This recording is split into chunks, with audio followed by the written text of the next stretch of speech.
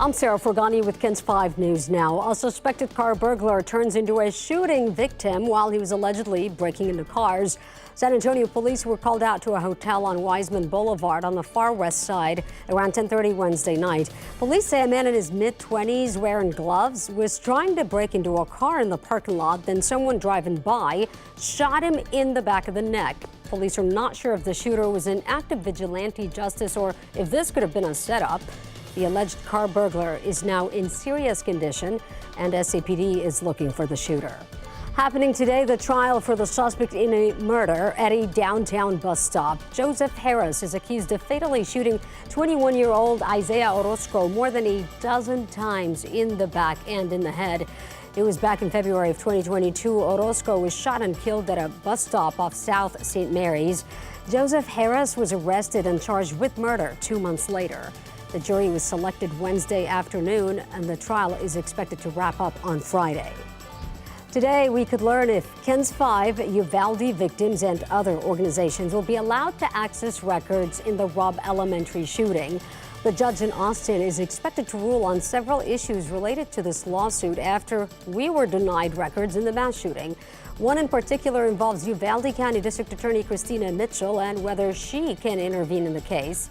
She claims the release could tarnish future testimony in the event of an investigation. The lawsuit maintains the victims and others have a right to access that information. What's in a Kool-Aid that sent 2 students to the hospital? That's the question investigators are trying to answer at this hour. This happened at Idea Public School's Walzem campus. The Bexar County Sheriff's Office says 3 students started feeling nauseated after drinking the Kool-Aid. Deputies say one of the students may have added an unknown powdery substance. 2 of the 3 kids were eventually taken to the hospital and later released. The bail bond system is now a focus after multiple recent police shootings have left SAPD officers wounded. Local leaders have been trying to get down to the core of these shootings and pointed to the current bail bond system. The district attorney said it is up to lawmakers to make changes. Now 2 state reps are responding. Representative Steve Allison and John Lujan have sent letters to Governor Abbott demanding he include bond reform in the next special session. The reps added they're reaching out to SAPD to get a better idea of the issues they're facing in order to come up with legislation.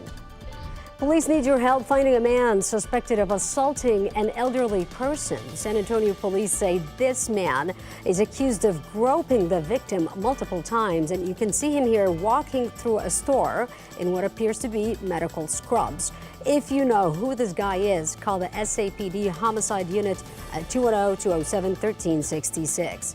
Workers at the 3 big American auto companies could go on strike if a deal is not reached by midnight, and economists say car prices could spike if that strike lasts more than a week.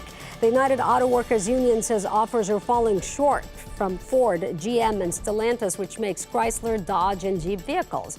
Ford's president and CEO says the company issued a new offer to union workers and is optimistic they will reach a deal.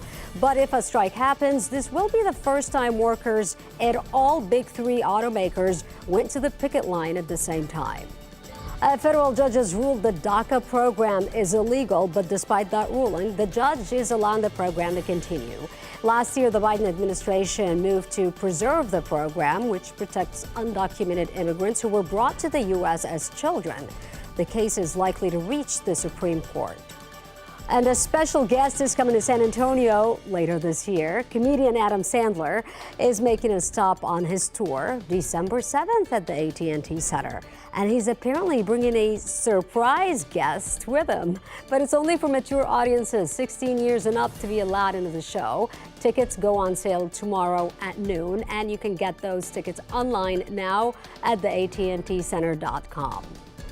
All right, for your forecast today, meteorologist Ryan Shoptaw.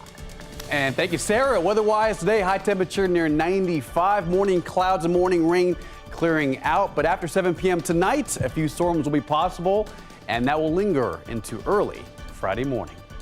That's KENS 5 News Now. I'm Sarah Forgani.